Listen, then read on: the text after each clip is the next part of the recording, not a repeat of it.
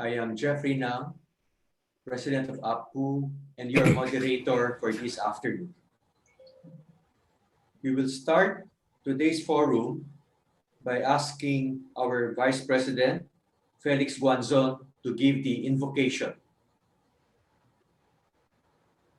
Let us all feel the presence of the Lord. Almighty God, our Father, we praise and thank you for this day. We come to you this hour asking for your blessing and help. As we gathered together virtually, we pray for your guidance in the matters at hand and ask that you show us how to conduct our work with a spirit of joy and enthusiasm. Give us the desire to find ways to excel in our work. Help us to work together, encourage each other to excellence. In this virtual meeting, bring success and growth to our team. We thank you, Father, for this precious time that you have given us. We ask this in the name of the Lord Jesus Christ. Amen. Amen. Amen. Thank you, VP Felix. And now we will ask our Chairman, Secretary Raul Lambino, to give the opening remarks. Thank you, President Jeff, and members of the Board of Apcu officers and members, honored guests, friends, ladies and gentlemen. I extend my most heartfelt welcome to all to this virtual forum on a topic of great importance to us. Let me begin by stepping back a bit into recent history. Filipinos of my generation who were born in the late 1950s first encountered contemporary China in history books that describe it in rather simplistic and vague terms. Two images of that China stuck in my mind. First and foremost was its depiction as the bamboo curtain, quote unquote, hermetically sealed from external influences since the 1949 capture of political power by the Communist Party of China. The second picture of China is suggestive and intriguing, so that looking back upon it now, it seemed like a portent of the future.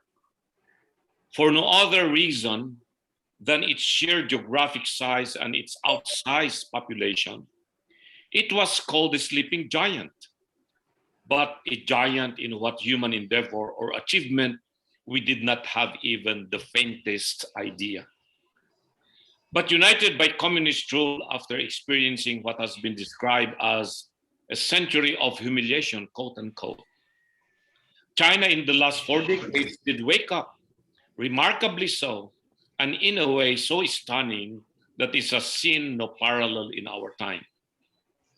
Roughly 746 million of the Chinese people were lifted from the abject poverty between 1990 and 2015, in perhaps the greatest economic and social transformation of the 20th century. Lately, we are informed that the last 10 million poor Chinese people have been lifted to poverty, from poverty to middle class. So there is no more impoverished Chinese people in the People's Republic of China. As noted by Western economists, something extraordinary has happened over the last 40 years, quote unquote. And hand in hand with a long period of economic growth, China reached a summit of achievement even more stunning. It has become the second biggest economy in the world. China hasn't stopped there. It is seeking to transform large swatches of the world by the bold vision and financial muscle of its Belt and Road Initiative. And it is already shaping the future of mankind, in some aspects ahead of the West, in the development of artificial intelligence and technological innovation. China's rapid growth means a lot to the Philippines, which should explain why I began my remarks with this introduction. In our drive to lift millions of Filipinos living in the margins of society, China is already a driving influence, becoming the Philippines' most important source of foreign direct investment since 2007, or President Rodrigo Roa Duterte's first full year in office. As can be gleaned from reports quoting the United Overseas Bank, UOB Limited, investment pledges by Chinese firms reached 965.8 million US dollars in 2018. This is on top of another $33.9 million from investors based in Hong Kong. Since China launched its Belt and Road Initiative, Chinese foreign direct investment and construction projects in countries in the ASEAN have increased by 85% and 33% respectively, with growth concentrated in Indonesia, Malaysia, the Philippines, and Vietnam, according to the UOB in a joint report with the Hong Kong University of Science and Technologies Institute for Emerging Market Studies. What are the essential ingredients of China's long-term success? How can we use this spark to further our own development efforts? How did China pull off this economic and social transformation? Our resource speaker today is none other than our own Dr. Gabriel Maria Lopez. He is a former president of the Association of Philippines-China Understanding, which is a pioneer in people-to-people diplomacy between the two neighbors, and lately an advocate of intensified bilateral trade and economic cooperation and partnership. Dr. Gabi Lopez, for sure, will give us more insights of what China and what has been done in long years of his experience and travel in China. Underlying China-Philippine relations are centuries of friendship and understanding, so that in a broad sense, Apcu can be said to be a torchbearer of renewed bilateral relations. Apcu's history tells us how an informal aid operation from mainland China for millions of Filipinos caught in the calamitous floods of central Luzon in 1972 germinated the seed of an association engaged in people-to-people diplomacy.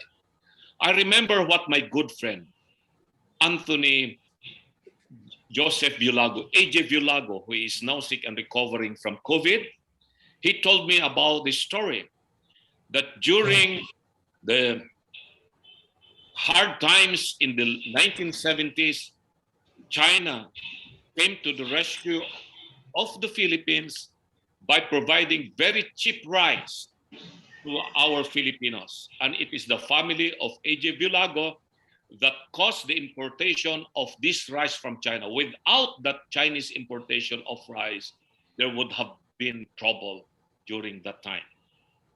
From a network of friends, leaders, journalists, and professionals on both sides of the South China Sea, Apcu grew and was established in 1974 ahead of the formalization of diplomatic ties between China and the Philippines. As in the past, bilateral understanding and friendship continue to be a boost to Filipinos, more so now in this perilous period of the pandemic. China is the first country to come to our aid by sending to Manila generous donation of its life-saving vaccine, Sinovac, against COVID-19. Thank you. This will be a remarkable story to tell in another time. For now, it is only fitting that old friends share a vision of the future. And I don't mean Dr. Gabi is old.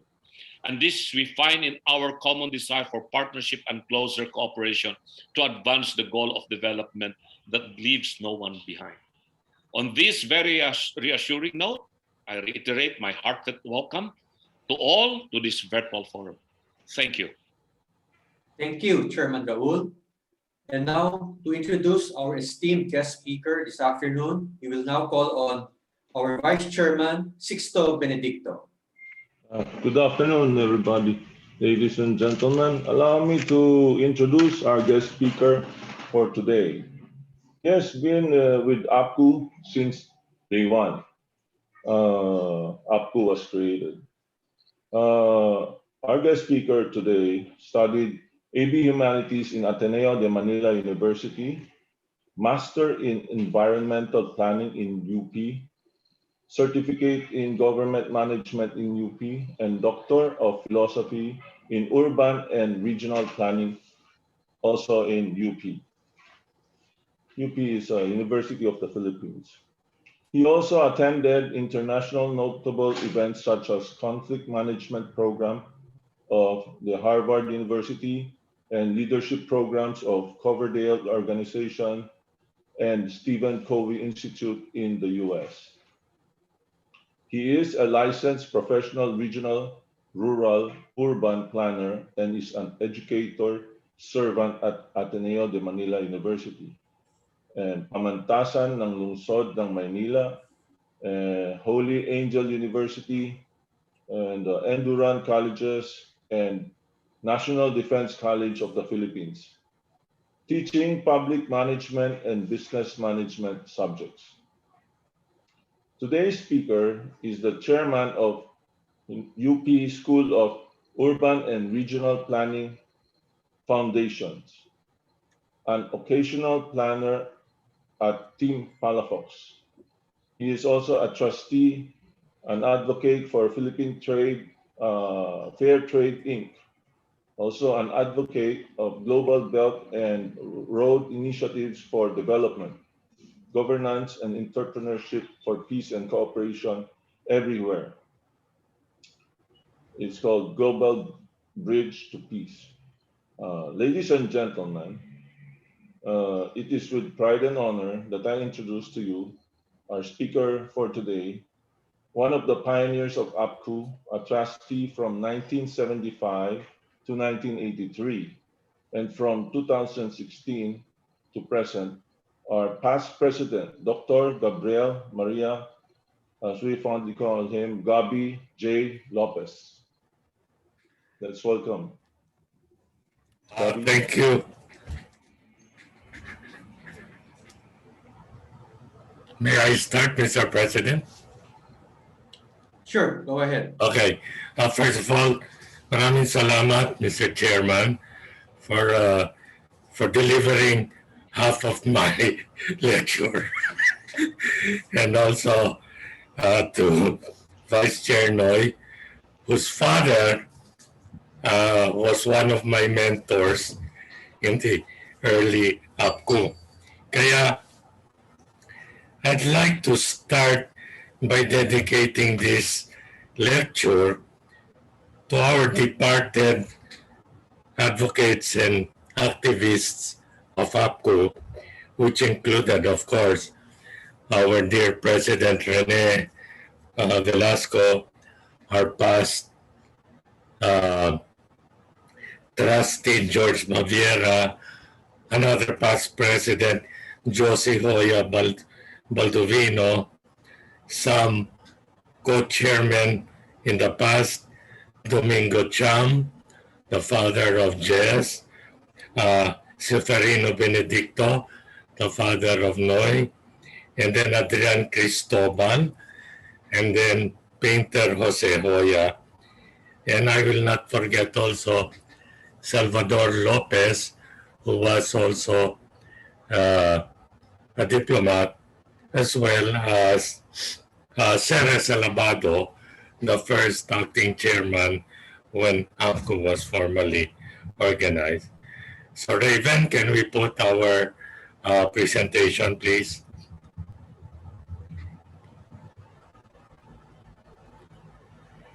So let me, next please. This afternoon, sige, Raven, next slide. I want to share with you this afternoon, next slide please, my recollections as well as my observations. So in a way, it's a bit of a personal journey, and I want to include my advocacy for Apcu. Before I segue to address the success of China's anti-poverty program in the context of socialism with Chinese characteristics in the new era. Next, please. I have to start by saying that Apcu's formal organization was actually stimulated by a crisis. And of crisis was already mentioned. It was the 1972 massive flooding of Central Luzon by a merger of Typhoon Gloring and Typhoon Edeng. Okay? And it was so deep, and many towns were actually flooded. Next, please. Now, put in context the fact that a few weeks before this happened, the storm, there was also a political crisis that happened in northern Luzon, where the Communist Party of the Philippines, which was considered the fraternal party of the Communist Party of China, were caught after having landed a big supply of arms via MV Karagatan, Indigoyo Point, Palanan, Isabela. Karagatan actually was hit by waves, probably because the storm was already about to arrive. And the arms were intercepted. So this posed a problem to the Philippine government as well as to the Chinese government, who probably were already feeling, a bit embarrassed because their counterpart had been caught red-handed. Next, please. Now, during that time, party-to-party relations between the Philippine Communist Party and the Chinese Communist Party were actually going very strong.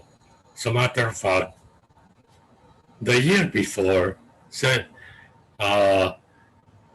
was a hijacking of a Bach 111 Paljet supposedly going to Davao, but instead it got hijacked by 6 students from MSU,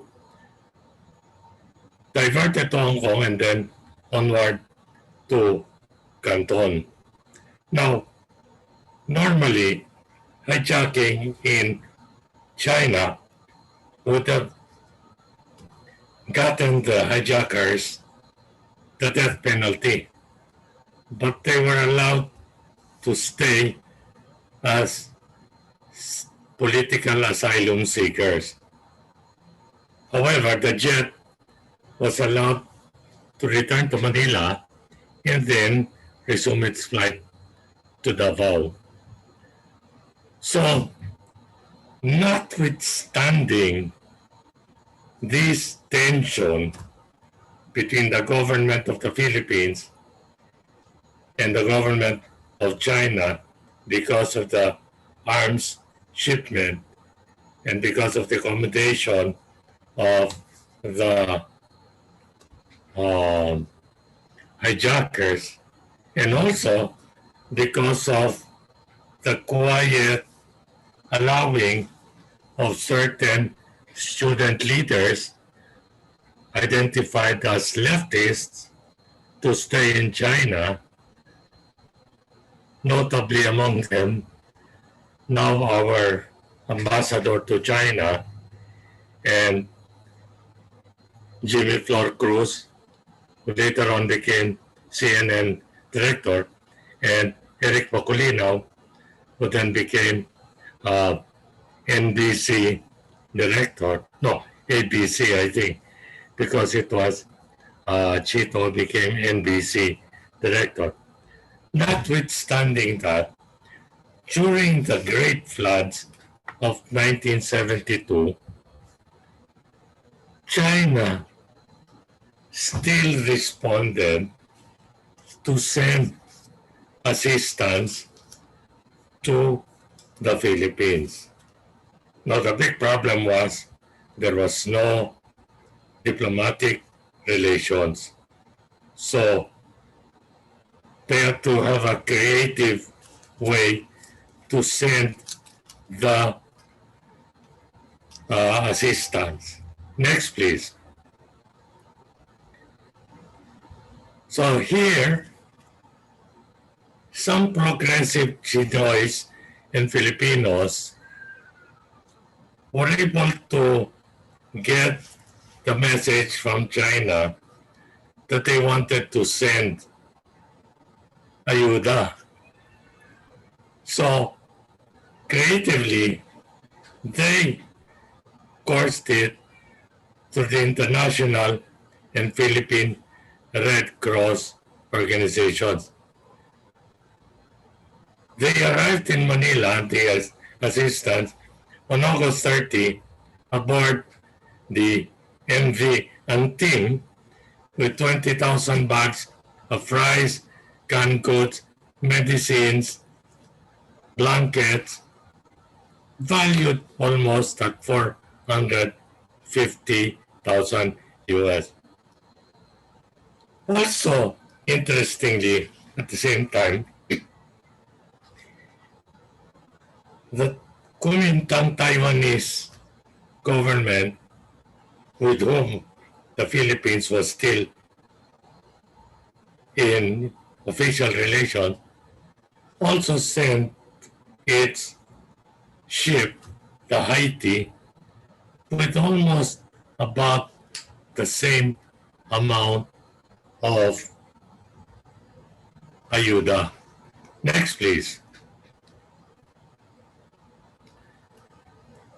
So, the help was received by PNRC Chairman Loreto Parasulit and the Anting captain expressed hope that the friendship between the Chinese and the Filipino people would already prosper. It's not surprising that many people thought that was probably a filler from China to the Philippine government and to the Filipino people, that it's about time to have relations.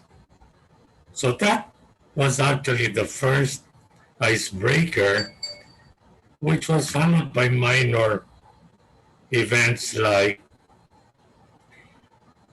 we sent a basketball team to play there and the ping pong team. That's why it was known to be ping pong diplomacy. The challenge here was the progressive Filipinos and Chinois were determined to continue and have the relations. Next, please. So, well, prior to that, it was not unknown to the authorities that many of these progressive Pinoys and Chinois were considered leftists. Today, I would probably call that red tagging.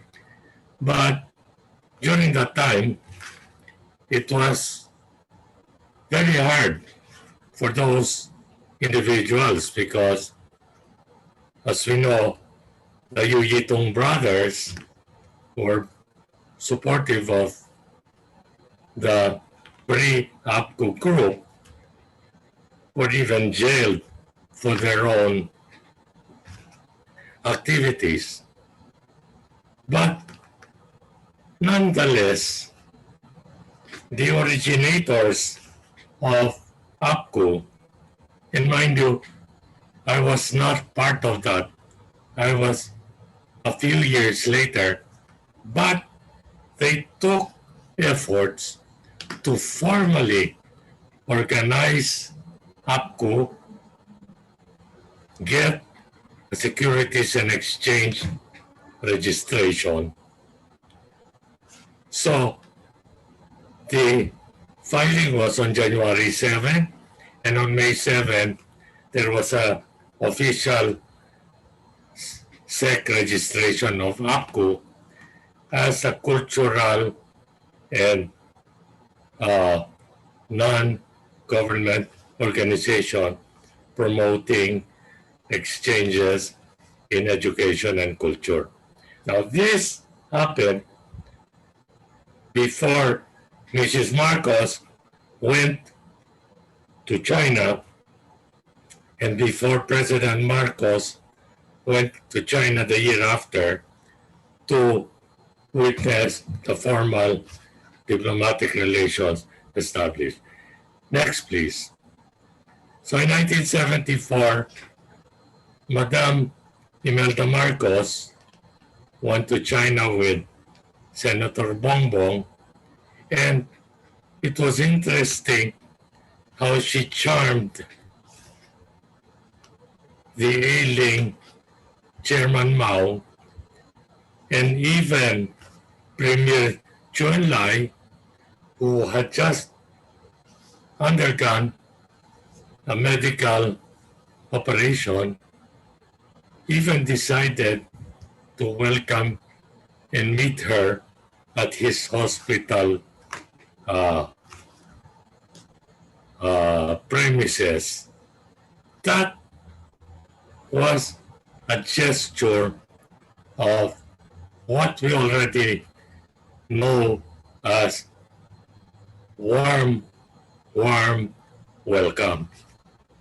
Okay, next please. And of course, in 1975, June 9, there was a formal signing, and it coincided with the state visit there of President Ferdinand Marcos, First Lady Imelda, and presidential daughters Amy and Irene. If you will look at the picture of Chairman Mao, he was already really looking very frail. As a matter of fact, the year after, he already died after. So the diplomatic relations were formally established by President Marcos and Premier Zhou and witnessed by Philippine and Chinese officials. You will notice Secretary Carlos Romulo there and Secretary Laya and Secretary Tanco, and you will also notice Premier Deng Xiaoping. Next, please. So here was the lineup of the incorporators. The left column, Gemma Cruz Araneta, who was Miss International, Sarah Salabado, a publisher and writer of Philippine books, our own Gloria Magpagalarroyo. Then, I believe she was teaching economics at Ateneo, while at the same time pursuing her doctorate in economics at UP. Adrian Cristobal, who would eventually become the spokesman, President Marcos, replacing Secretary Kitata. Maria Tagoco, who was a foremost educator, and Mrs. Leonora Rosa Coquinco, a cultural icon, Herminio Lim, a leading Chinoy leader, Ruben Santos Cuyucan, who was an educator who headed the Asian Studies Center of UP, Santos Inongia, Justin, who is back with us now as a board member. He was also a businessman, so was Alfredo Po, whose family owns the popular bookstore, and religious sister Aurora Zambrano. Now, of those corporators, not all became directors, but the directors who made it included Gemma, Ceres, GMA, Adrian, and Marietta, plus some progressive newspaper women and businessmen like Rose Galang of Manila Times, Veronica Yujitung of the Yujitung Brothers family, Charito Planas, who also became Vice Mayor of Quezon City, David Sisip, a very prominent businessman, and of course, Alfredo Po and Sister Zambrano. Next, please. So, next, please. So, these were the early chairpersons of Apcu. Now, I really don't recall all the years, but when I became a member, it was already Dr. Marietta Goco, who was the chair, and Ceres Alabado had already left the board to attend to her advocacy for children's books. And Dean Marietta was followed by Adrian Cristobal, who was then chairman of Social Security. And after he stepped down, it was Dr. Salvador Lopez, former Foreign Affairs Secretary, and who was then the president of UP. Then, of course, Dean Jose Hoya, a foremost painter, national artist. Then, on or about the time of President Pinoy, we had Topsy Mendez Aquino, who was the wife of Boots Aquino, and she was followed by Jess Cham, who was a chairman when I returned to Apcu in 2015-2016. Next, please. Next, please. So, I joined Apcu in 1975, recruited by two progressives, Rene Velasco, our former immediate president, who died last year, and former trustee George Paviera, who died 2 years ago, and whose wife died of COVID last year. So Marietta was our chairman. I was elected to become vice chair for internal affairs, while Professor GMA became chair for external affairs. Our late treasurer was the father of our vice chair now, Ambassador Sefi Benedicto. Our principal activities then were very simple and very rather loosely organized, presenting cultural films to public audiences, mostly students and teachers at the National Library Auditorium. Because one of the staff, Carol Lafan, was our member. The most popular film, I recall, was The East is Red.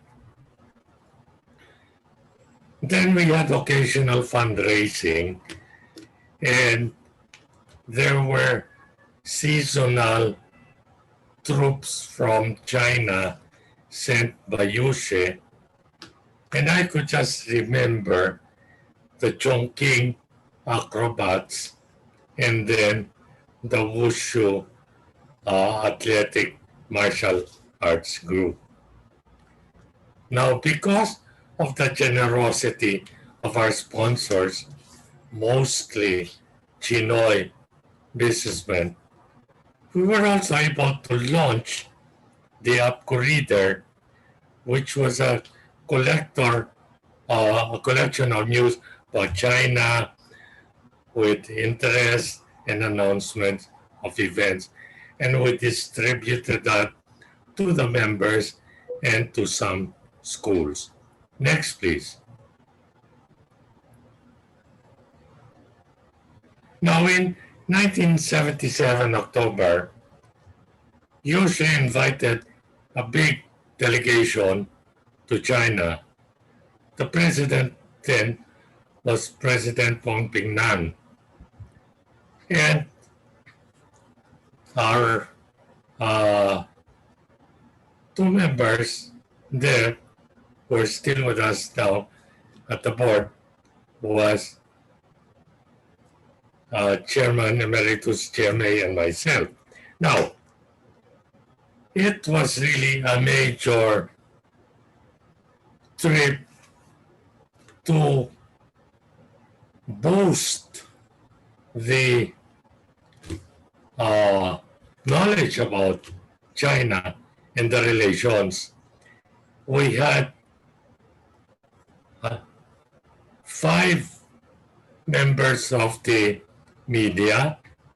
We also had businessmen.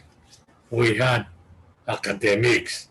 Now, it was a rather long trip, and we covered these places: Guangzhou, Beijing, Shanghai, Hangzhou, Shaoshan, the birthplace of Chairman Mao, and Shaoshan, where he joined the Communist Party, both in Hunan province, his province.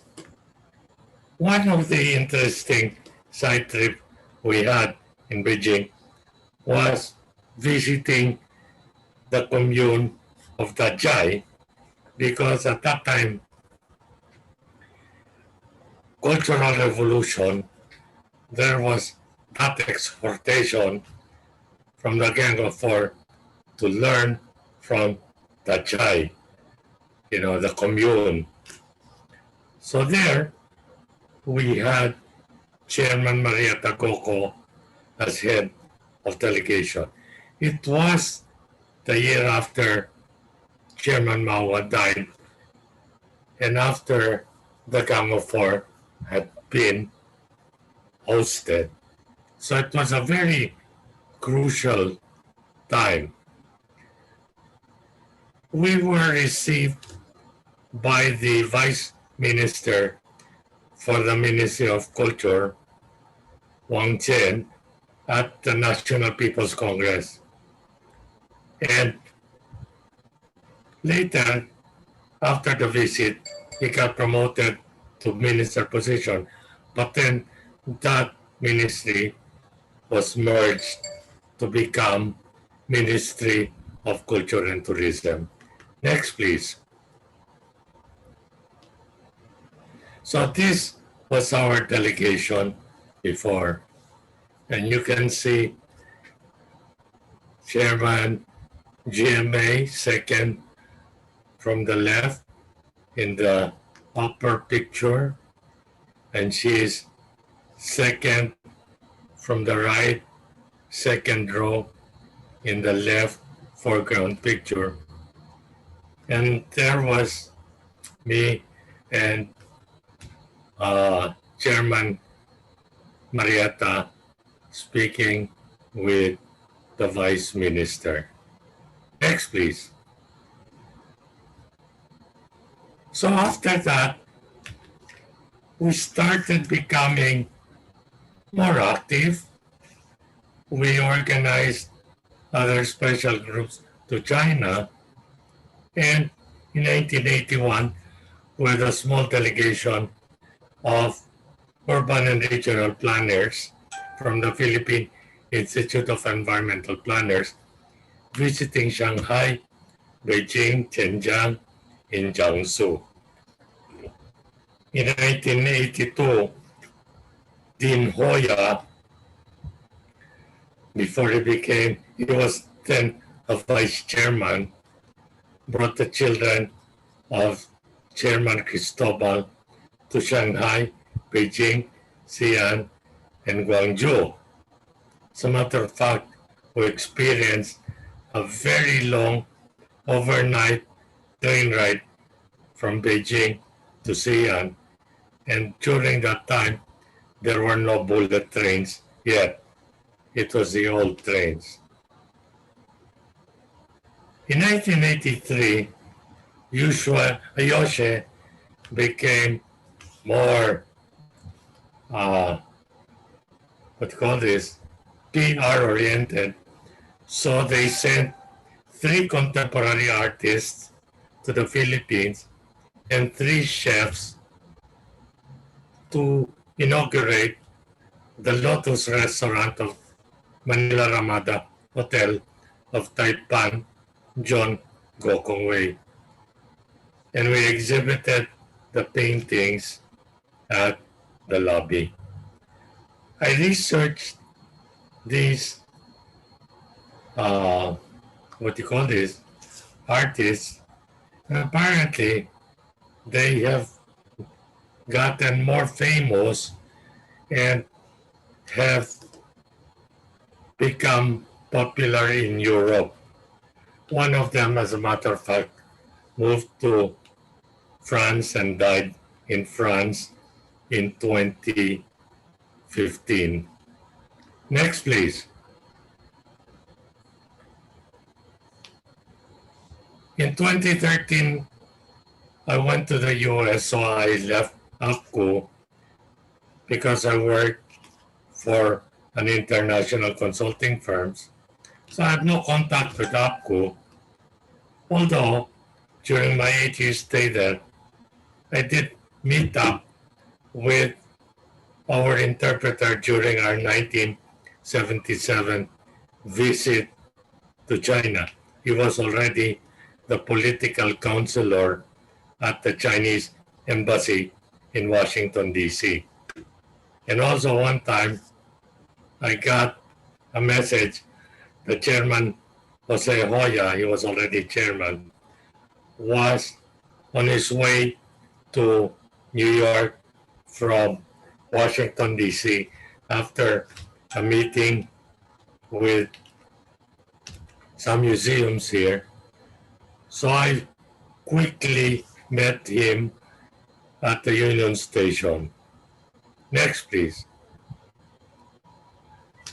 I came back in 1990 and I really forgot about Apcu.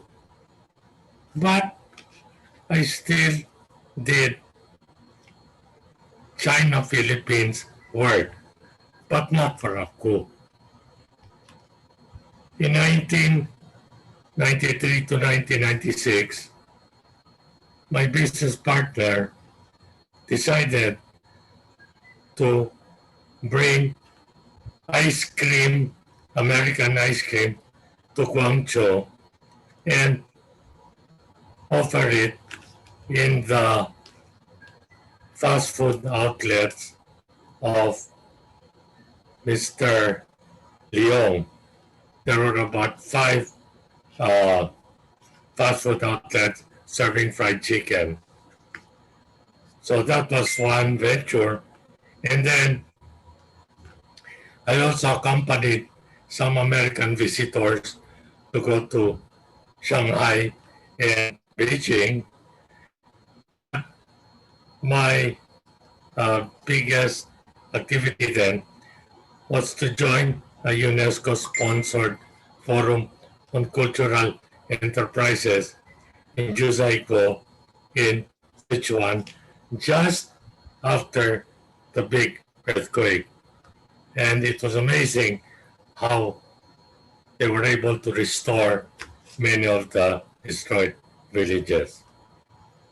It was only in 2010 to 2020 that I started returning to the fold of Apcu with invitations from trustees Rachikuna and Nonoy Benedicto and our departed president, Josie Baldovino. There are many little events like opening of an exhibit, dinner for visitors, etc. And there, I also got to meet Jess Cham, who became the president of Apcu during that quiet period. Next, please. So even Julia Daza wrote about Apcu in 2014, talking about how it was still alive. Next, please.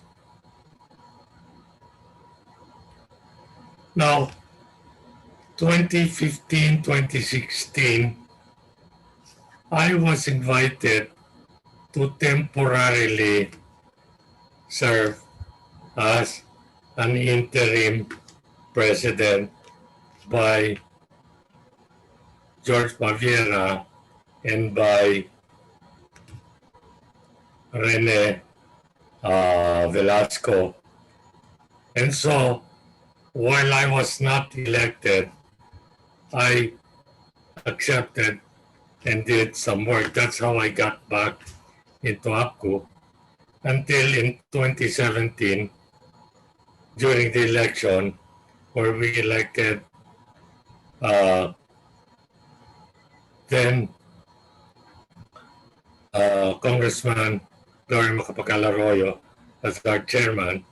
So you will see that in that election, we saw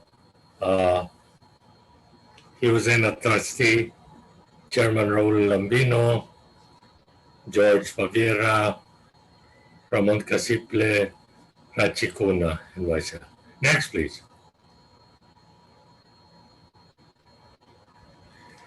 So, from that time to the time I stepped down, a number of events that I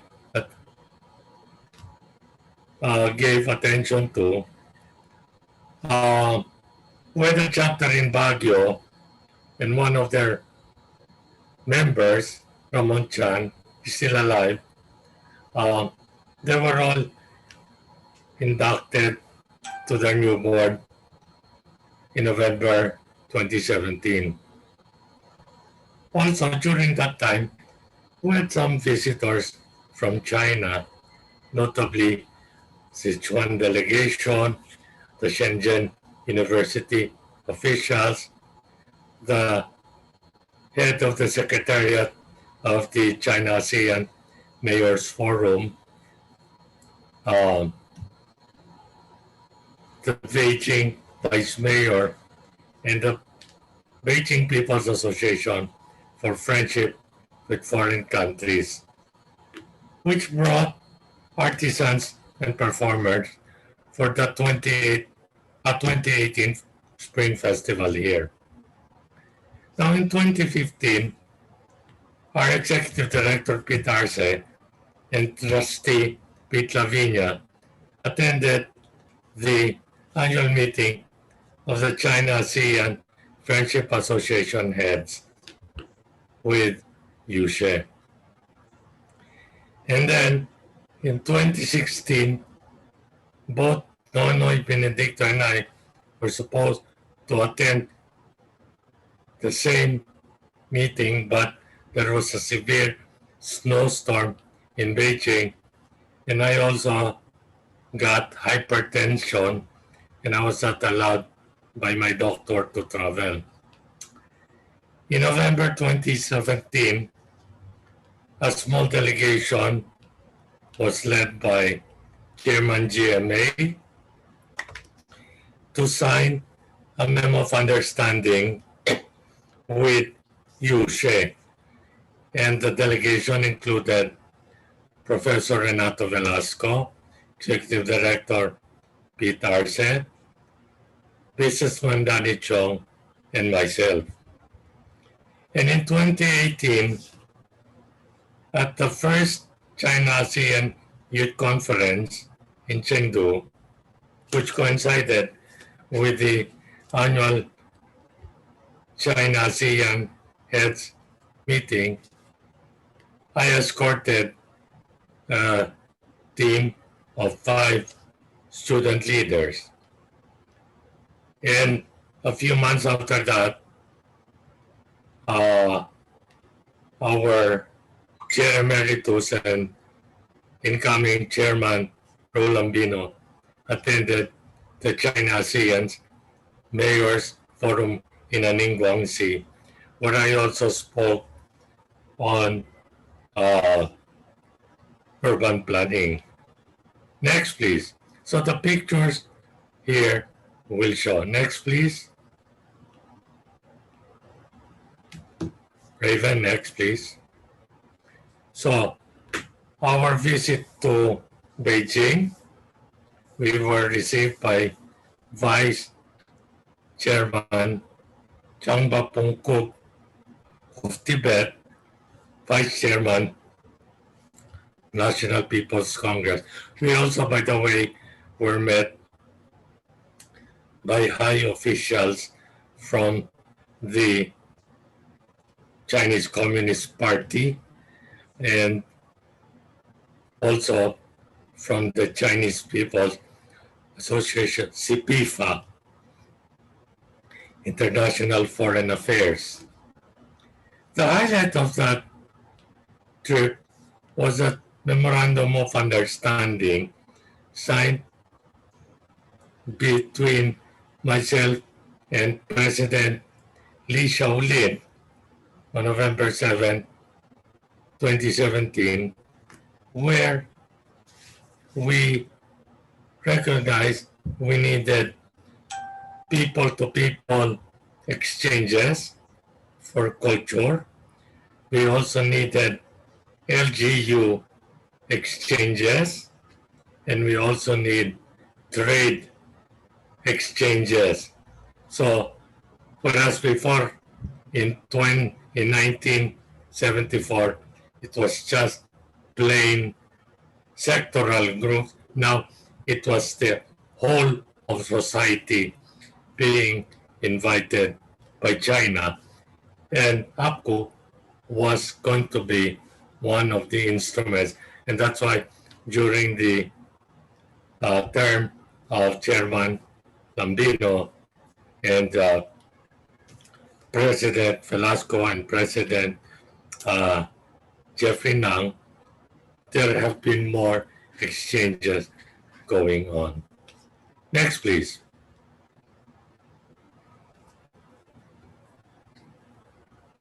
So there is Chairman GMA talking to the China-ASEAN mayors, and we had about 20 mayors from the Philippines, and I recall the mayor of Angeles, who's now chairman of the CDC, and then the mayor of San Mateo, the mayor of some mayors from Samar.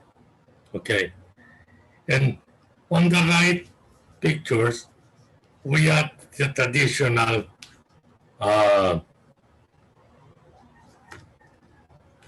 ASEAN leaders, people to people meeting. And while they were meeting, the youth representatives who were sponsored, and we are grateful to the uh, Federation of Filipino Chinese Chambers of Commerce because they provided the tickets for the youth. We had Cindy Ang from UP Baguio, Christian Manyalak from Holy Angel University, Renzo Silva from Ateneo de Manila University, Deg Daupan from University of the Philippines, Manila, and Andre Valles from Enderun Colleges. Next, please. Then some of the pictures that happened, the induction of the Baguio trustees and President Hoya, Josie Baldovino, donated one of the painted plates of the late national artist Jose Hoya. So we donated that to Baguio.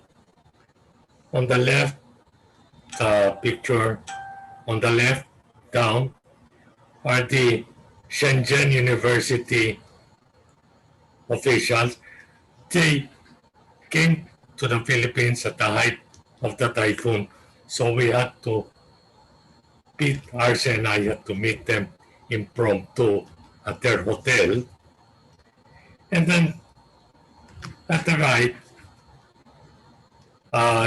Chairman Arroyo was arranging for City Mayor Estrada of Manila to meet with the Vice Mayor of Beijing and then organize a delegation to Beijing for the sisterhood rites, which was going to take place soon.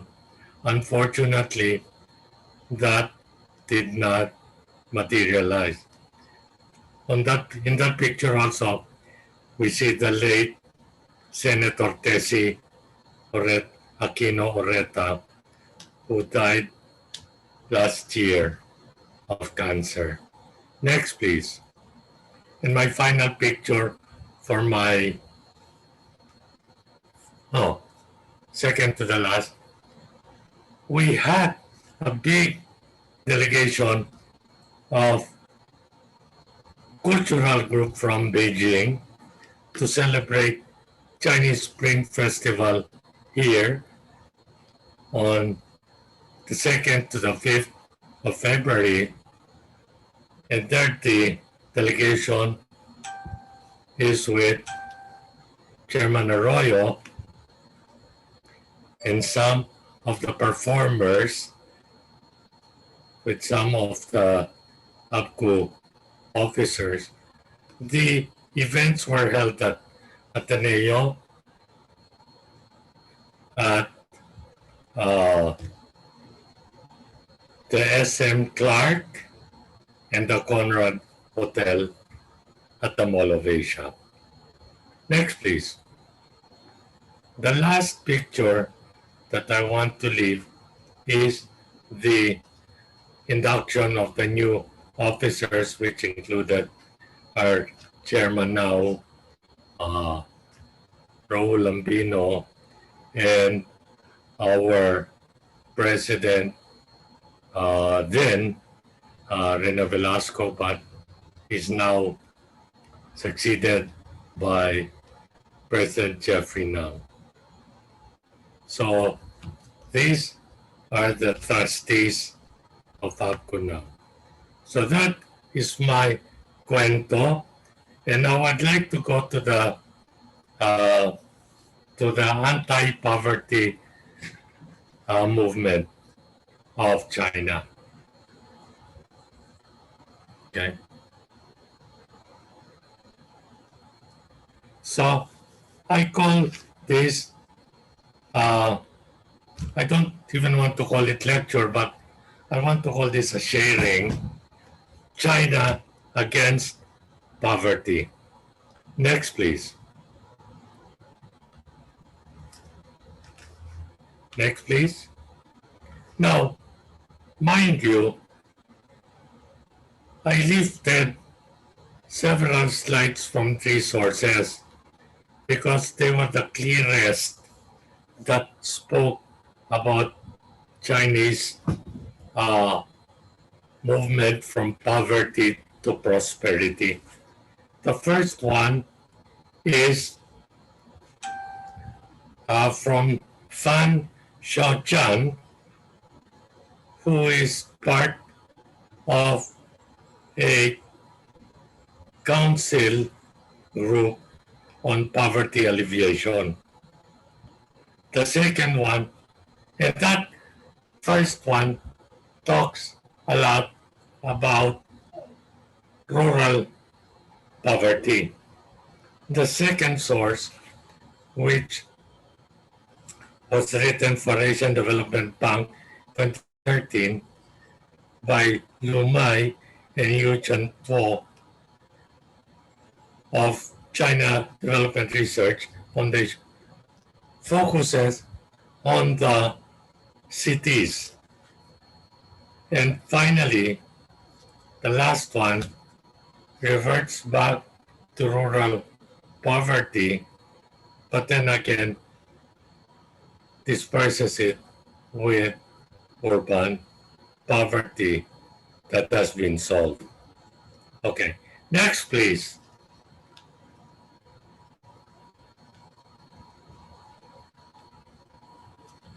I'd like you to look at the maroon writings first. In 2021, China's population is estimated, because it's present, at 1,443,000,000, more or less. 60% classified as urban, 40% classified as rural. So 866 million urban, 577.3 million rural. Now this is the most interesting, exciting aspect. In 2013, 8.5% of the total population was classified as below poverty level of UN. And 5 years later, that was after we had moved from UN Medium Development, Millennium Development Goals to Sustainable Development Goals, it became only 1.7% of the total population. So China is really the only developing nation then who managed to successfully realize the UNDP goal of reducing poverty level to below 5% during this new millennium. Now, the definitions I share here about poverty have to do with income levels, and that's how they manage to get those percentages. Next, please.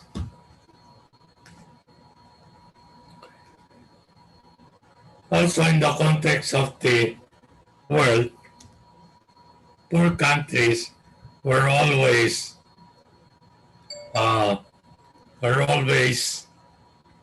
what you call this, categorized in terms of income, threshold income. Why? Because somehow they came up with a formula saying, if you earn this much, you will not have enough food, not have enough whatever. So that is one of the contexts that the study had. Plus, it also looked at the poverty blocks within China. So here, the mission of China's anti-poverty program was to get the poor people of China out of poverty. Okay? And there were several stages which later we will talk about.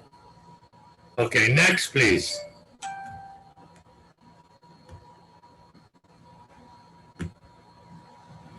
So if you look at rural China on the right pictures, you see farms, but modernized, and you see clusters of rural housing for the farmers.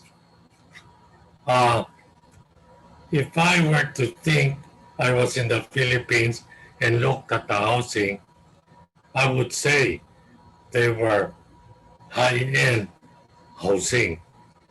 But in China, they became the standard houses of farmers who were successful. Okay, so if you look at the graph, the population from 877 million sometime in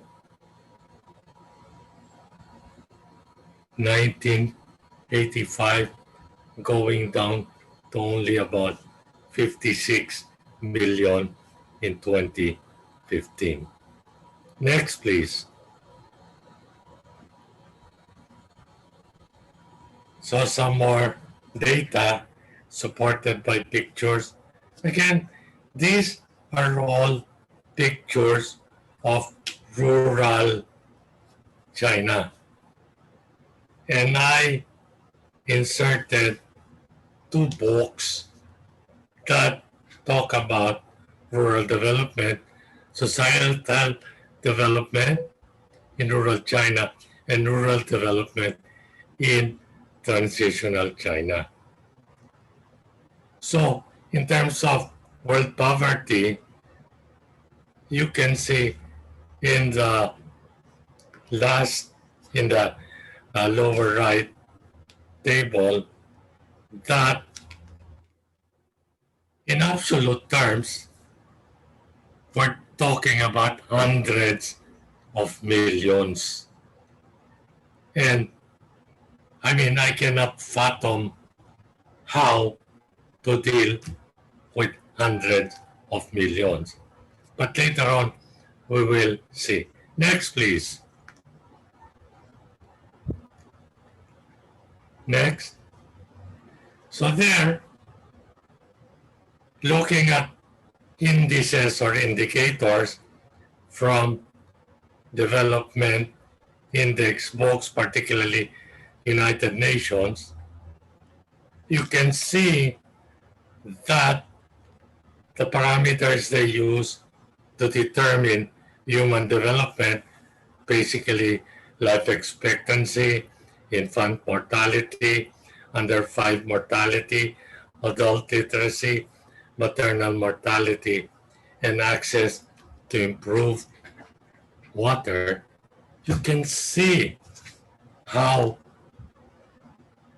they leap forward really with their programs. Okay. Next, please. Now, these were some of the key factors that contributed, which I will pick up later in my conclusion. They sustained the economic growth combined with really proper focused programs. They had social support, and they also targeted the areas for uh, bringing in prosperity. Now, one of the indicators there also is the creation of jobs by the agro industries and the industries, plus the small and medium scale businesses which hired locals. Next, please.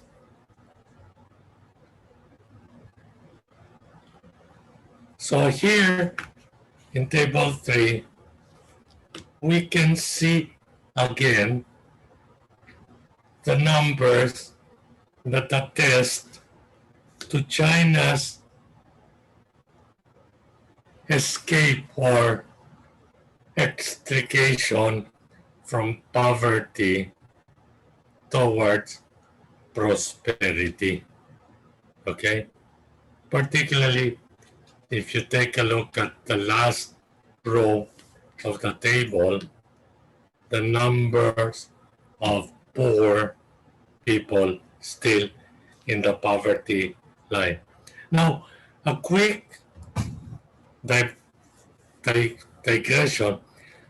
When we went in China in 1977, we were always told that China had shared poverty across the nation, which I believe, because really, if you visited there, you could witness the poor people, okay? And you could see they all looked alike, wearing the same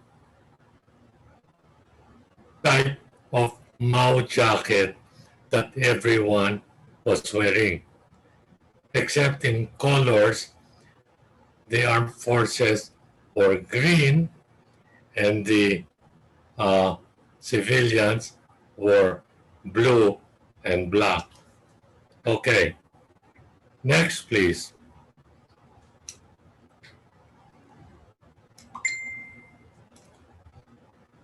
So because they really targeted the poor, even labor programs to hire them and give them salaries or incomes was seen as an important strategy, particularly small and medium enterprises.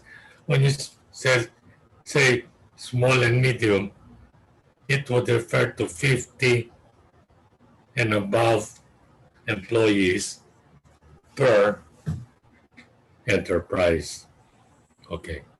Now, on a macro level, the planners of China, and this is something very interesting to me, they really plotted out in maps poor areas that had to be targeted.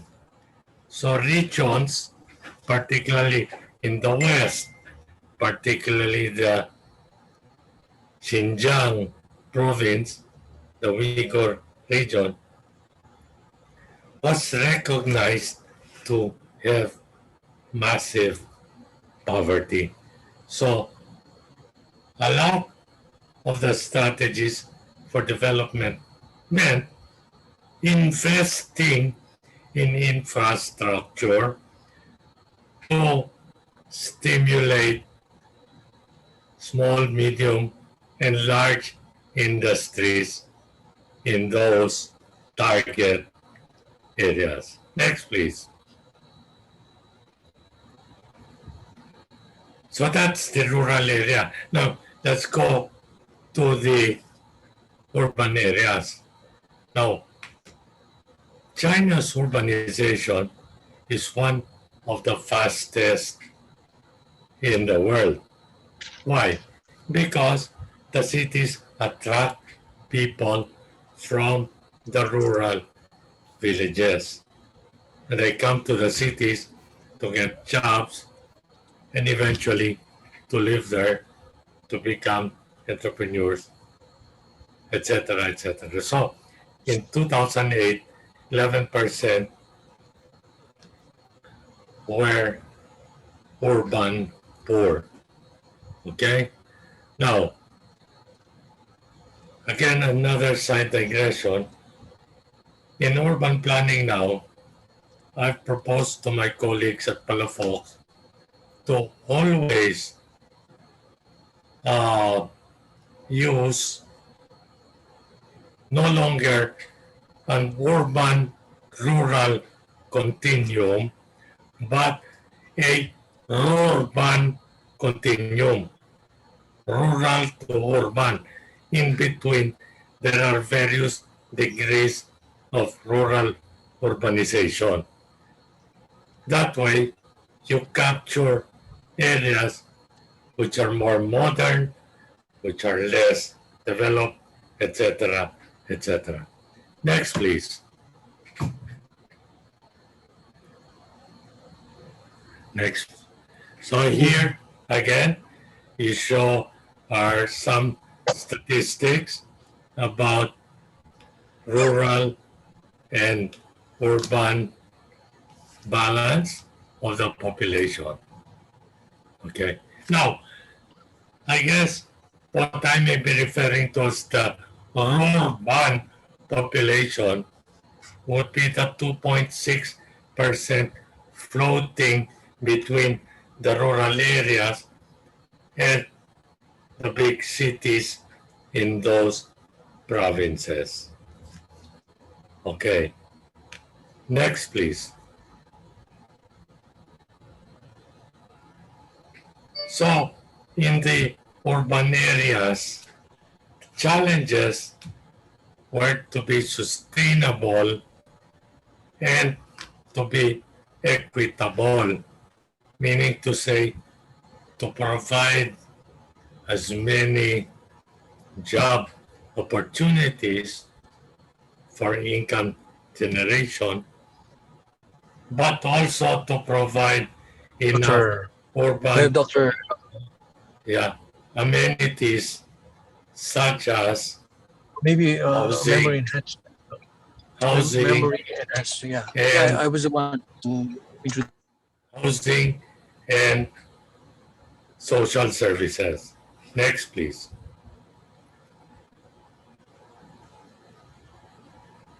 Next, please. So there again, the challenges now this time of that urban floating population. Migration is happening fast. So how does the government deal with their socio-economic well-being? Next, please.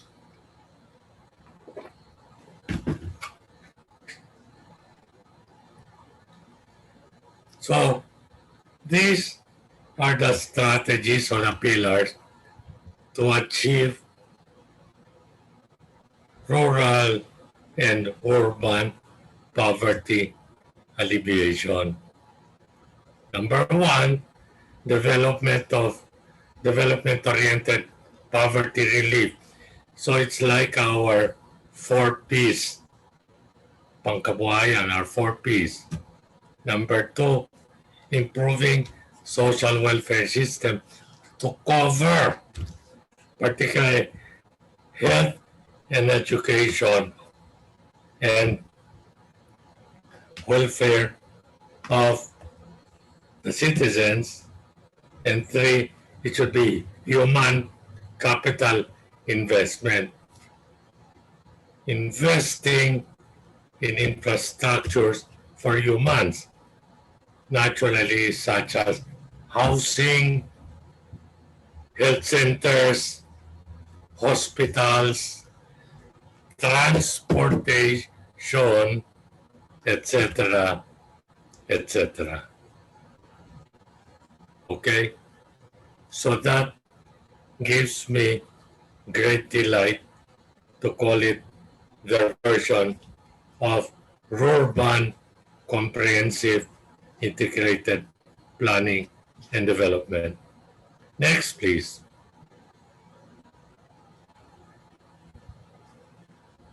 They needed to coordinate both the rural and urban growth and development to provide a balance so that not everyone runs to the cities and then abandon agriculture and agro industries.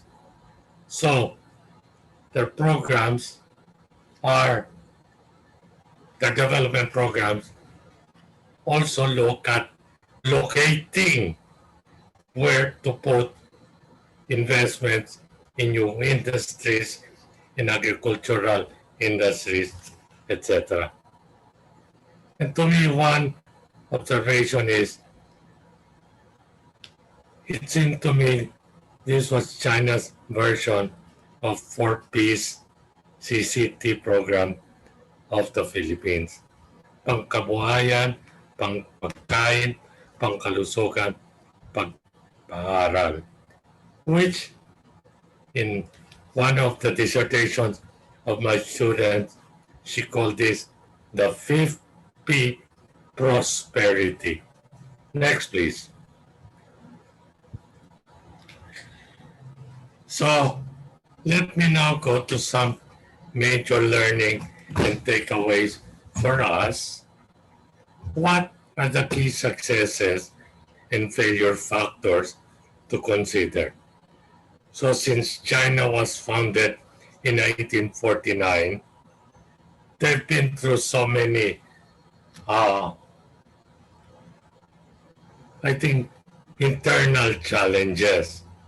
But in that internal challenges, they always manage to resolve their political conflicts, political will, to make sure that the socio-economic development program were going to happen. And that is what brought the poverty down from a very high of about 90% during independence to about 1.5% according to the World Bank. Next, please. So here, we want to bring in their ideology of socialism with Chinese characteristics in the new era. Mind you, this was advocated in 1978 by Premier Deng Xiaoping when he was rehabilitated after the Gang of Four put him away. So he made a comeback while the chairman was Wako Fang. He became the premier, and he had two experiments that were very important to this philosophical basis. I think he recognized the entrepreneurial spirit of the Chinese people. The Chinese are so creative, innovative, and can generate businesses even with little capital. Premier Deng realized that. So I decided to experiment on the economic zone experiments. Where did he do it? Shenzhen, which was all rice fields and fishing villages, but which had lots of open spaces.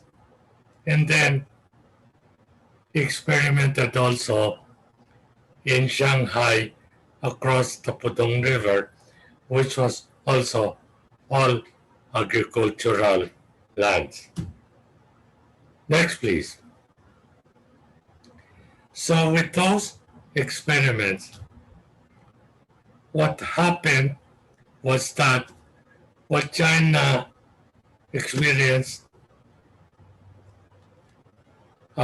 challenges from socialist reconstruction to Great Leap Forward to agricultural production to mass state industrialization and to the failed Cultural Revolution. Eventually, Premier Deng was able to find a paradigm for the Chinese to advance their economic enterprises through quasi-private enterprises. Of course, with funding coming from the state, particularly the big state enterprises. And as this was happening in the new areas, China realized the need for massive infrastructures, not only physical roads, bridges, trains, transportation, airports, but they also needed the soft infrastructure, schools, houses, hospitals, welfare centers, cultural centers, recreational centers.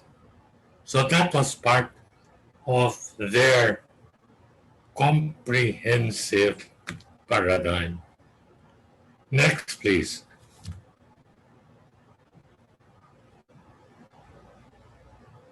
So, when they started the Shenzhen and Shanghai experiments, and if you want to take a look at the pictures on the left, that was how Shenzhen looked like, and now what it looks like, and also down.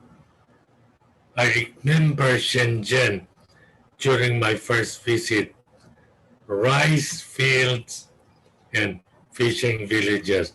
Why? Because in taking transportation to China, we had to get off at Luwu and cross the small bridge to Shumchum, which is Shenzhen, carrying our bags to take the train from there to connect to Canton.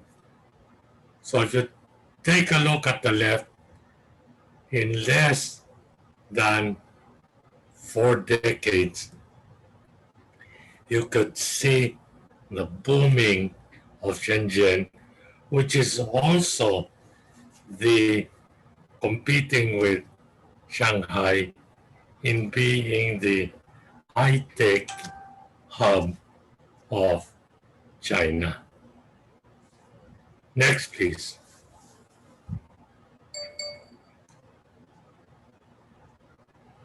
Next, please. Raven, next, please.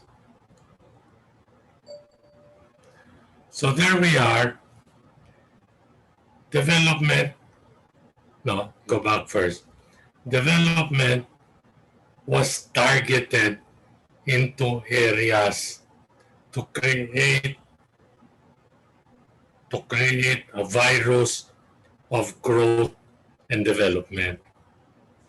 So, Shenzhen became one of those. Plus, you know, they had a 8-7 poverty alleviation plan that meant, number one, subsidized loans, number two, food for work, and number three, government budget grants for infrastructure. Okay, so there you can see again two samples of rural communities in China. Next, please.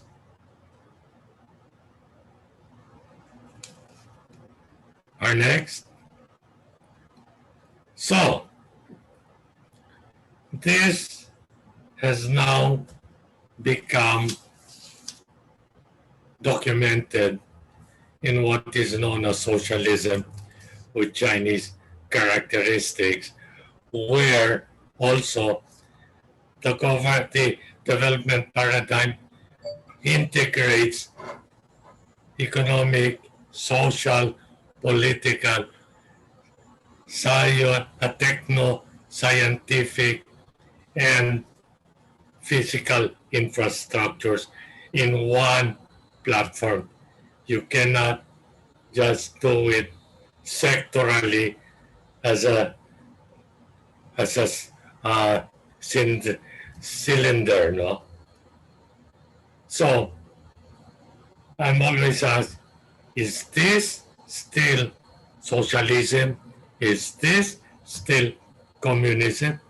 Or is this quasi-capitalism? My answer is always, I have a sense it is a merger of capitalist practices within the Chinese socialist ideology. Next, please.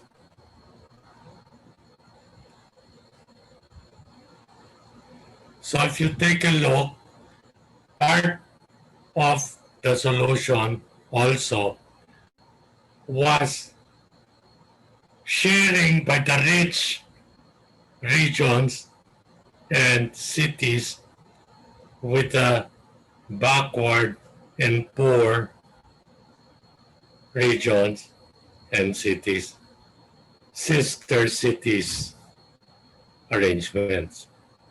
Okay? And there was also a drive for as many stakeholders, private, public, corporate, to come together, not as a commune like the Chai, but as an independent, sustainable economic zone that would produce income and services, not just for the entrepreneurs, but for the whole of society, because the profits would go to the state, who would reinvest it in the services. Next, please.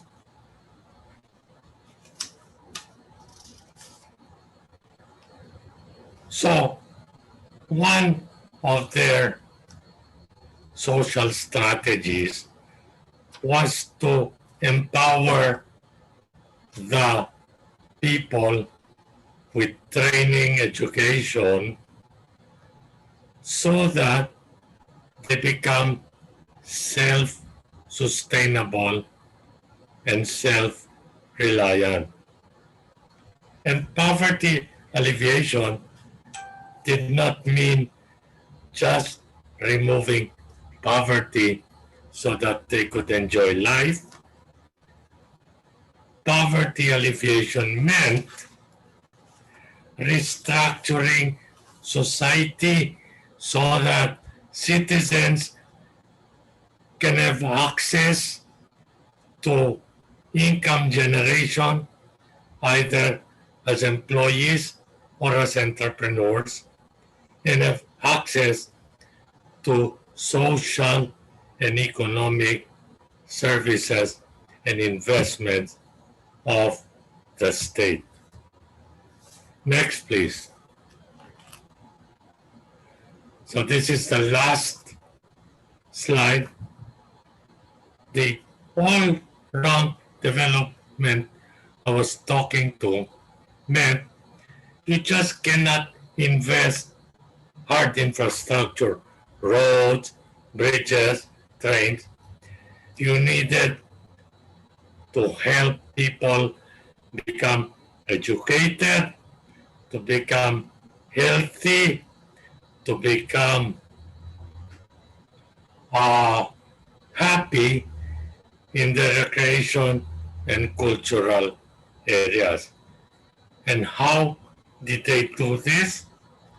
They used science and technology. That's why we're not surprised the Chinese now have advanced artificial intelligence. They have the best gadgets, Huawei, etc. And even Chairman President Xi Jinping says theory of socialism with Chinese characteristics is the latest achievement to adapt Marxism to China. It incorporates the theories of Deng Xiaoping, the importance of the three represents, and the scientific outlook. So, you must have Marxism, Leninism, Mao Zedong thought, and the Deng Xiaoping pragmatic theories.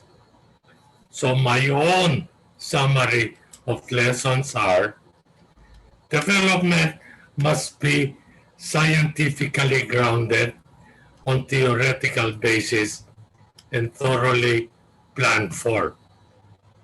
Number two, effective leadership and good governance are the key to getting the citizens' trust and support. Number three, citizens must experience a good, comfortable life to stay supportive of their leaders. And lastly, science and technology are valuable components of development, as is strategic communications messaging. And my last thought would be development for poverty alleviation is a conscious, continuous decision. It is not an accident. Maraming salamat po. Sheshe. Thank you. Thank you very much, Professor Gavi, for your very exhaustive research into the success of China in eliminating virtual poverty in the past 40 years. Now we have a lot of questions lined up for you by our I'll audience. try to answer if I can. Yes. First question from Seferino Benedicto Jr. Yes. Professor Gabi, it is significant that you addressed Chinese agriculture as agro-industry, while we in the Philippines are stuck with agribusiness. How can we replicate China's success in lifting millions of Chinese from poverty, considering the damage caused by enacted laws which caused the fragmentation of agricultural land, making investment unviable? Yeah. Well, to my mind, I've watched this fight or imbalance between individual small production and larger scale, uh, I call it cooperative, not commune production. I certainly hope that whether you call it agribusiness or agro-industrial enterprise, they really are focusing on the same, which is sustainable food production to make us all survive and to create incomes for the poor. One example that comes to my mind really is an adaptation, probably in South Korea, that they made called Semaul Undong, where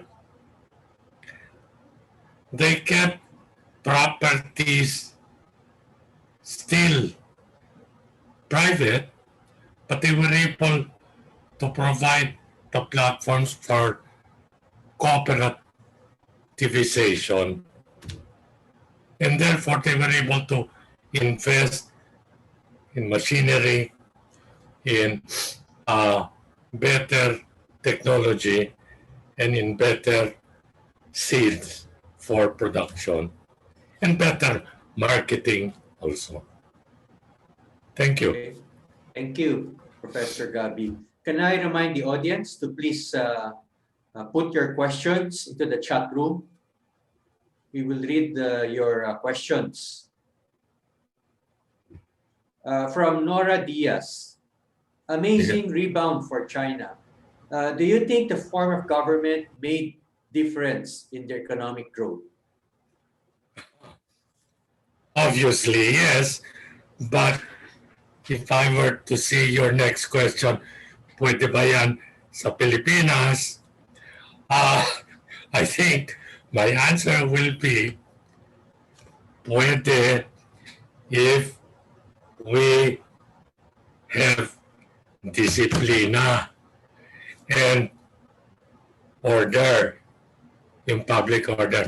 And I think, and I will say this, not because I will favor any particular president, but I thought I saw that about to happen with President Marcos in 1972.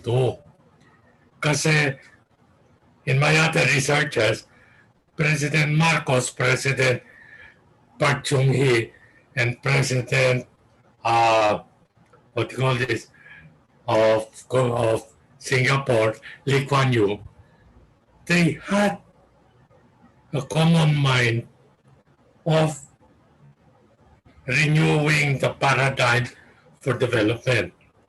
Marcos called it Bagong Lipunan. Park Chung-hee called it New Community, which is Semaul Undong, and Lee Kuan Yew called it the New Order for Singapore. Now, why is Singapore and why is South Korea way ahead of us? Again, and as I observe, and I am not that young, I've observed it since 1972, we go up then back, up. I mean, similar to COVID. Disiplina, disiplina, disiplina. Kaayusan, kaayusan, kaayusan. Thank you. Thank you. From Giancarlo EY, what do you think is the role of culture in China's fight against poverty? And similarly, a question is, what is the role of language in the economic success of China?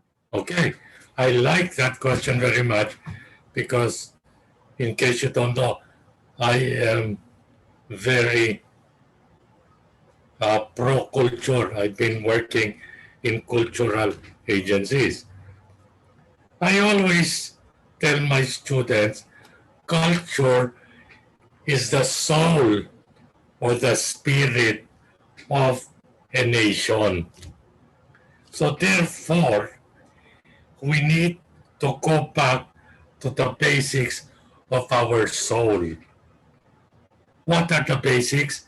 Our values.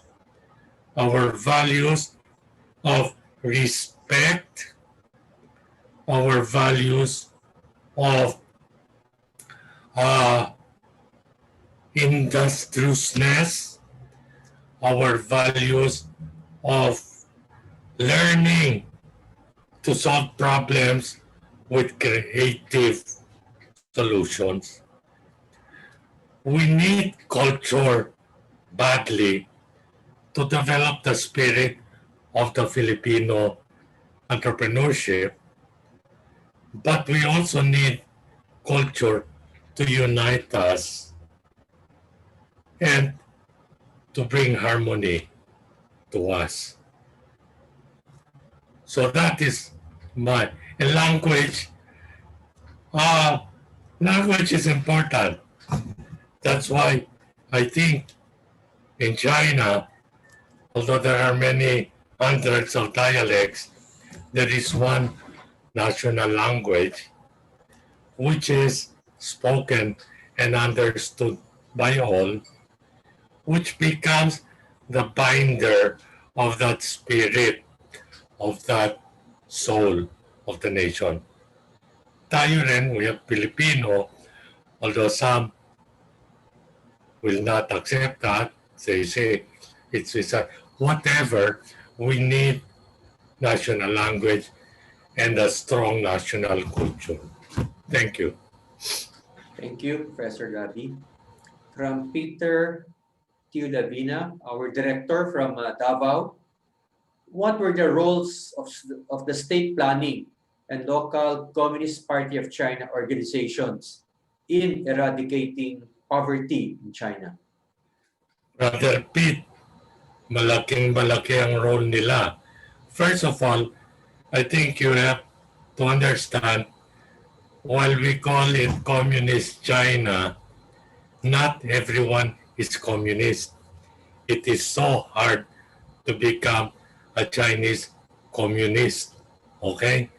Siguro, the Chinese communists would, in my estimate, be only 200 million. No, not 200 million, but about, about 100 million members would be communists. The rest are ordinary citizens.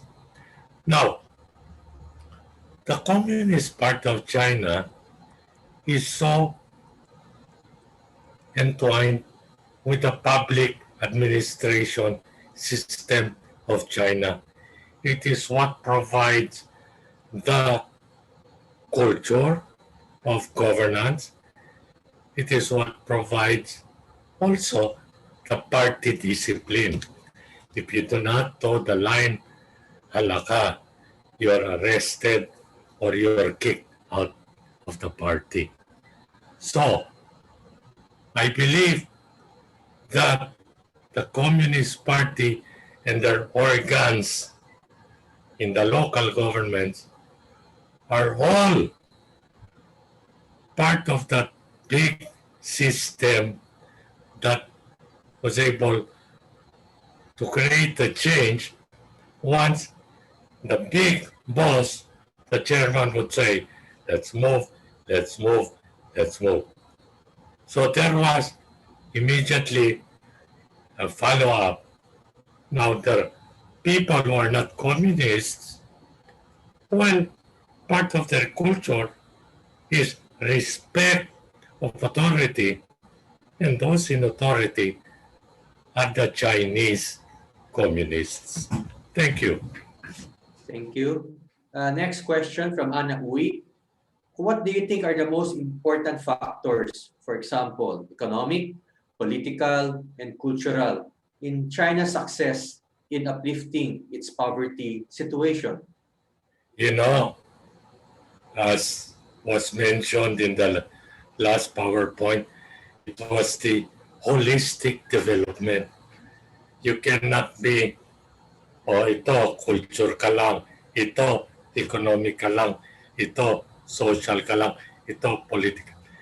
You know, they think systemic, one system with many variants, political variant, economic variant, social variant, etc. And the challenge of the communist leader is to manage it into a working system that will generate benefits for the citizen. Remember, that's part of their orientation. We work for the state because the state serves the people. From Seferino Benedicto Jr. The United States does not have a national language or an official language. How then was the US able to develop in contrast to China's having one national language, Putonghua? Does that not go against what you just said? Not really, you know. In the US, I may be Chicano, I may be Asiano, I may be Africano, but at the end, there is an invisible controller, which is language. Man, if you don't speak my lingo, you're gone. So everybody tries to learn how to speak English, even if it's pidgin English or, you know, slightly understand. Why? Because language also eventually forms the mindset. In school, I was told that how do you think? Is it in English or is it in Filipino? If you think in English, you're already in that mindset, in that cultural mindset. And all of the mass media in the States, to the larger part, is English. Although now, of course, you have ethnic stations, but they all come back to that English language. It is not British English, it is American English. Okay. So I call their language American. Thank you. Okay. Another question. What else do you think can Apcu do to further promote people-to-people relations and understanding? Mr. President, thank you. I forgot to mention that, but thank you. Alam nyo, even way back, students were part of our reach out. If we had a movie, you would have lots of students. Sometimes we brought the movie to UE to show it there or to UP. Mr. President, this is something I really would like to see happening. Our reaching out to more students who would also like to learn about China, because now, due to the very intense fighting on social media, people either start becoming biased against China for the most part. Let's reach out. And then, secondly, if we could reach out also to the mga working class, whether they're agriculture, farmers, or their industry, why? They have to understand also. That's why I think one of the reasons why there's a very negative reaction to Sinovac and Chinese vaccines is that, there's a general, suspicion of China. Sayang, sayang. Thank you. What else do you think can China do to lower the amount of negative sentiment, no, of majority of Filipinos towards China, especially in the light of the West Philippine Sea issue? Mr. President, I would like to follow the example of South Korea with their South Korean telenovelas. Everybody watches South Korean telenovelas. And mind you, if you are not conscious of it, the mind gets either enlightened or captivated or what. I cannot see any reason why China, which is now producing so many telenovelas and so many movies, cannot share it for mass media awareness. Even the housewives, even the parents of the students will watch it. It's what I call soft education. Yun lang po. Yeah.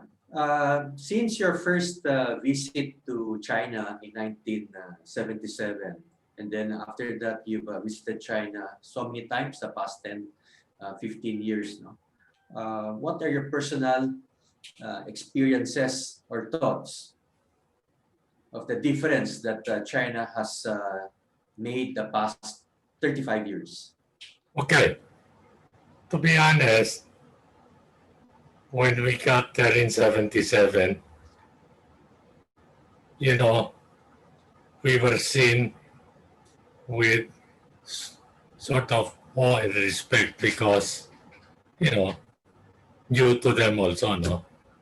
But over the years, particularly when I frequented Canton to help my business partner, I started to realize also not with surprise, but with resignation, hey, the Chinese are very intelligent.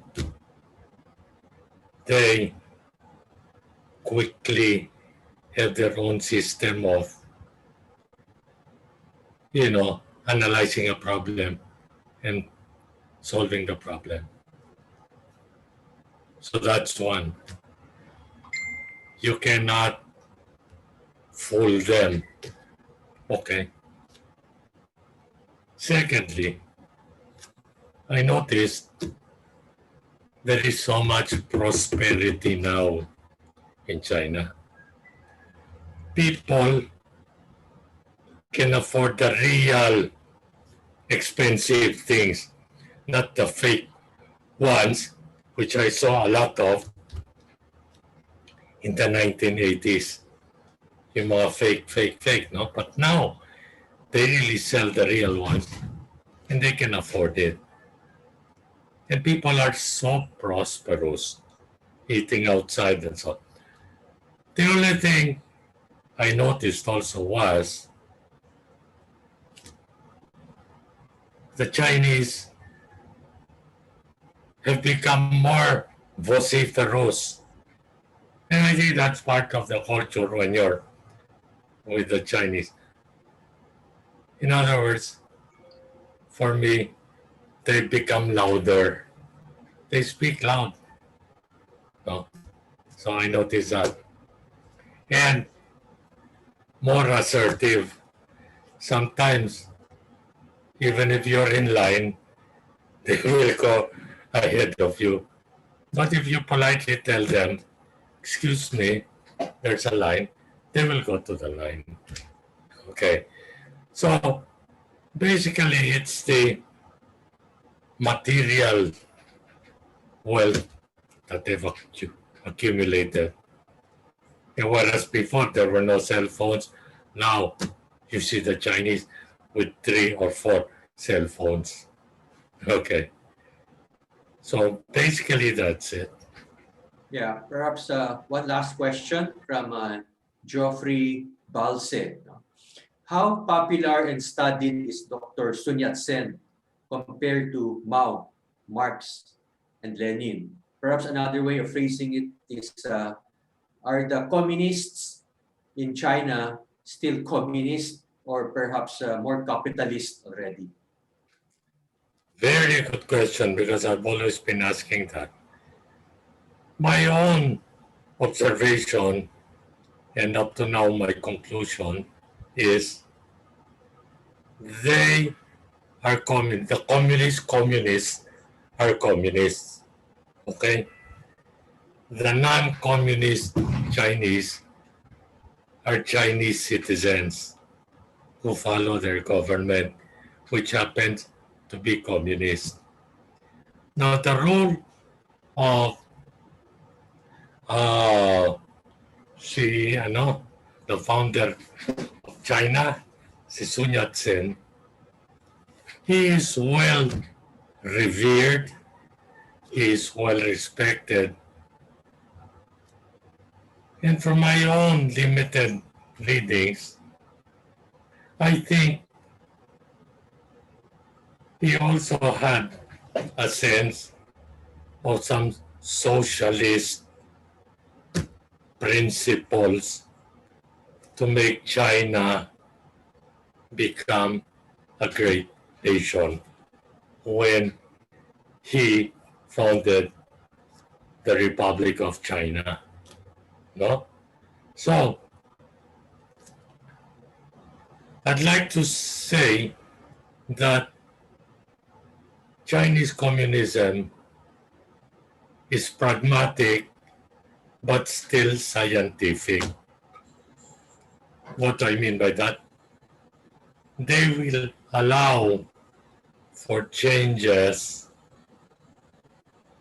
and some variations, but they will never sacrifice the basic core beliefs of communism, which is to transform the state into the servant of the people.